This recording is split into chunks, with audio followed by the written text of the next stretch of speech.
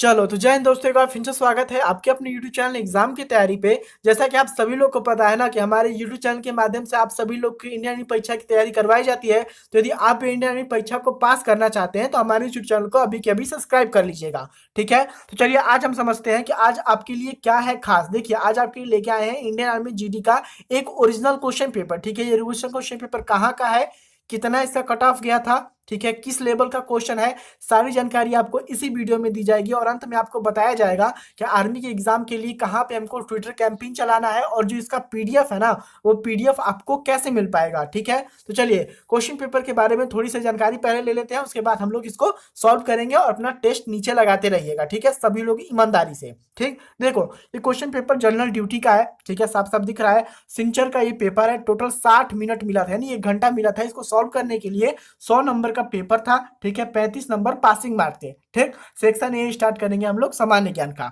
ठीक है, तो चलो सामान्य ज्ञान में जो पहला क्वेश्चन निकल के आया है सबके सामने, वो क्वेश्चन क्या है। क्वेश्चन है कि काजीरंगा राष्ट्रीय उद्यान, ठीक है, किसके लिए प्रसिद्ध है। ठीक है, Kaziranga national park is famous from, tiger के लिए, एलिफेंट के लिए, राइनो के लिए या फिर बर्ड के लिए। ठीक, बाघ के लिए, हाथी के लिए, गेंडा के लिए, पक्षी के लिए। ठीक, तो जो भी बच्चा दे रहा होगा ना right answer option number C को, यानी कि गेंडा को, उसका जवाब क्या है 100% करेक्ट है। चलो अगला क्वेश्चन देखो। क्वेश्चन है कि बांग्लादेश का राष्ट्रीय गान किसके द्वारा लिखा गया था। ठीक है, the national anthem of Bangladesh was written by, ठीक, किसके द्वारा, रविन्द्रनाथ टैगोर के द्वारा, भूपेंद्र हजारी के द्वारा, मोहम्मद इकबाल के द्वारा या फिर मुजिम इन रहमान के द्वारा। ठीक है, तो फटाक से इसका राइट आंसर सभी बच्चे कमेंट बॉक्स में बताइए। ठीक, जो भी बच्चा जा रहा होगा ऑप्शन नंबर ए के साथ यानी रविन्द्रनाथ टैगोर के साथ, उसका जवाब क्या है 100% करेक्ट है। Very good. चलो अगला क्वेश्चन देखो। क्वेश्चन है कि इनमें से कौन सी नदी अरब सागर में मिलती है। ठीक है, तो चारों ऑप्शन को ध्यान से देखो और बताओ कि कौन सी ऐसी नदी है जो अरब सागर में जाके मिलती है। ठीक है, देखो यहाँ पे ऑप्शन पहले पे है गोदावरी, दूसरे पे है कृष्णा, तीसरे पे है महानदी और चौथे पे क्या है नर्मदा। ठीक है, तो जो राइट आंसर दे रहा है ना बच्चा ऑप्शन नंबर डी को यानी नर्मदा को, उसका जवाब क्या है 100% करेक्ट है। ठीक है, चलो अगला क्वेश्चन देखेंगे। क्वेश्चन काफी ज्यादा शानदार है। क्वेश्चन हमारा है कि शिक्षक दिवस किस दिन मनाया जाता है, 15 सितंबर को, 14 नवंबर को, 5 सितंबर को या फिर 2 अक्टूबर को। तो देखो इसका जो राइट आंसर दे रहा है ना ऑप्शन नंबर सी को, उसका जवाब क्या है 100% करेक्ट है।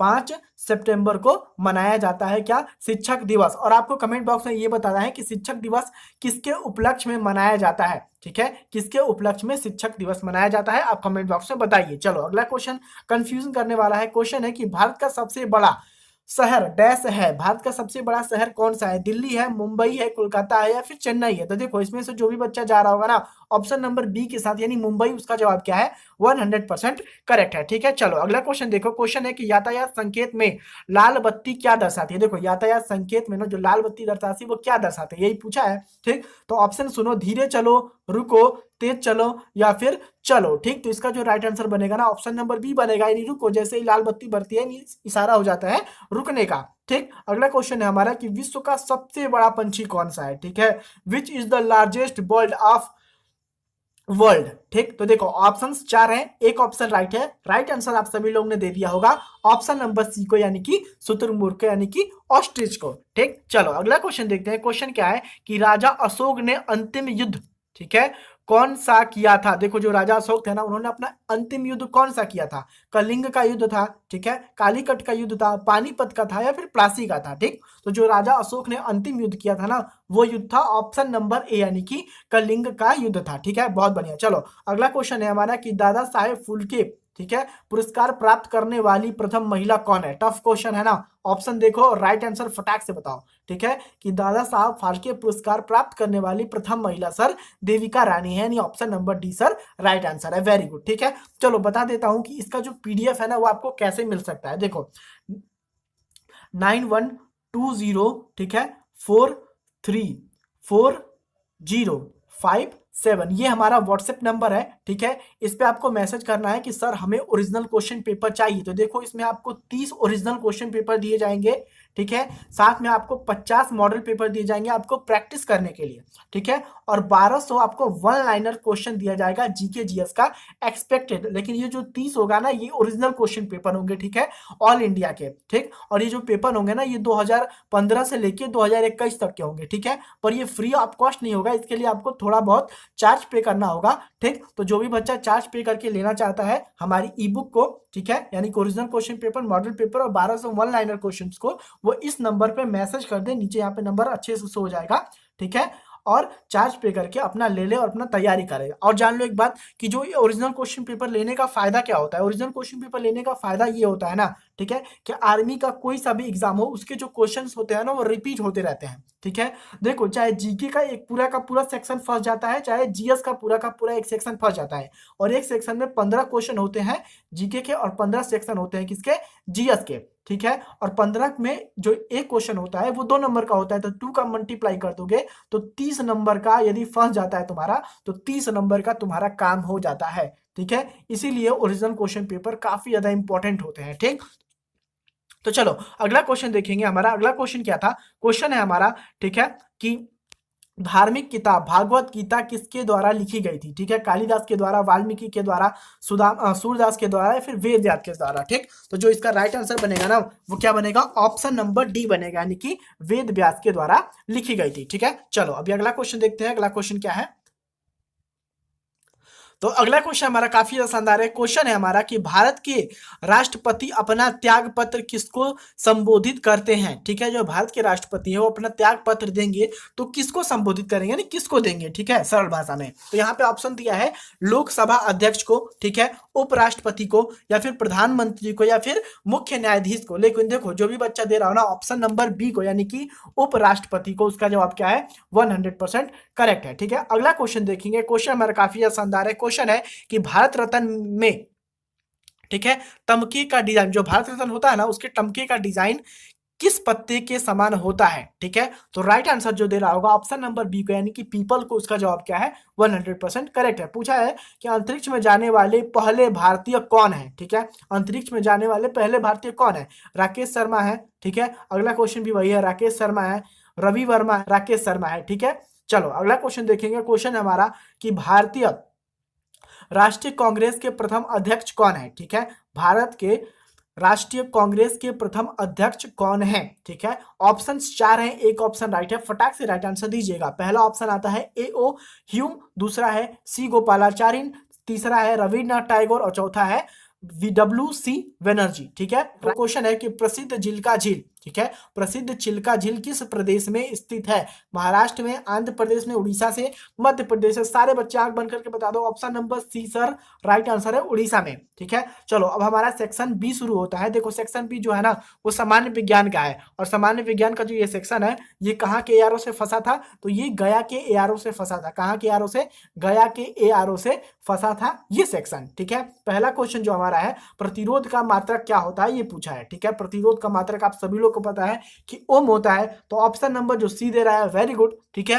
अगला क्वेश्चन भी फटाक से बता दो। क्वेश्चन है कि 32 फ़ारेनहाइट कितने डिग्री सेल्सियस के बराबर होता है, ठीक है। ऑप्शन देखो 24 है, 48 है, 100 है, एक 0 है, ठीक है। तो सभी बच्चे बता देंगे सर ऑप्शन नंबर डी इसका राइट होगा, यानी कि 0 डिग्री सेंटीग्रेड के बराबर होता है 32 फ़ारेनहाइट, ठीक है। चलो अगला क्वेश्चन देखो। क्वेश्चन है कि साधारण नमक का रासायनिक सूत्र क्या है ना। साधारण नमक जो हम खाते हैं उसका रासायनिक सूत्र क्या है, KCl, गलत जवाब। H2O पानी का है, Ca नहीं हो सकता, और जो NaCl है वो राइट आंसर है, यानी option number D sir correct. काफी शानदार है। क्वेश्चन है कि शीतल पेय में निम्न में से कौन सी गैस भरी होती है, ठीक है। शीतल पेय में निम्न में से कौन सी गैस भरी होती है। यहाँ पे शीतल पेय का मतलब है ना सॉफ्ट ड्रिंक, जैसे हम लोग पेप्सी वगैरह नहीं पीते हैं, ठीक है, तो खोलते हैं तो फिस से आवाज आती है। तो पूछा है वो कौन सी गैस होती है, कार्बन डाइऑक्साइड होती है, हाइड्रोजन होती है, नाइट्रोजन होती है, या फिर ऑक्सीजन होती है। तो जो भी बच्चे को पता है ना वो जाके फटाक से कमेंट बॉक्स में राइट आंसर लिखे, ठीक है।